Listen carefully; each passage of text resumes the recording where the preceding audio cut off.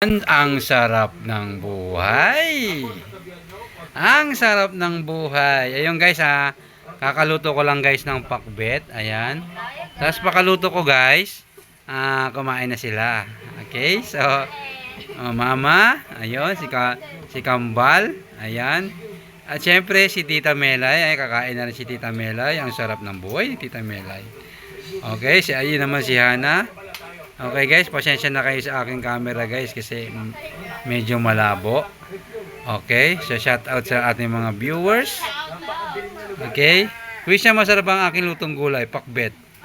Okay. Tita Melay, sumubo ka na Tita Melay at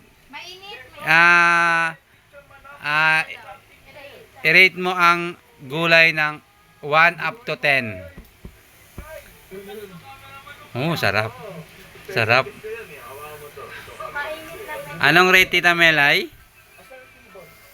10! Wow! Ang sarap talaga ng luto ni Papa.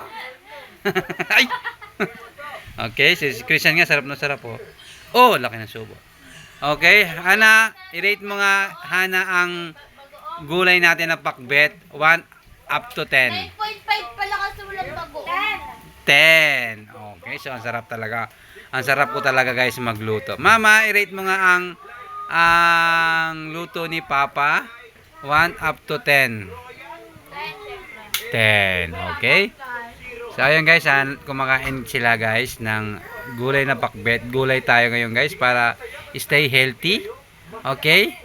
Sa mga solid natin viewers diyan guys, huwag niyo kalimutan mag-like sa aming video. Mamaya guys, magcha-challenge kami, magge-games kami mamaya. Okay, so abangan nyo guys. See you next vlog.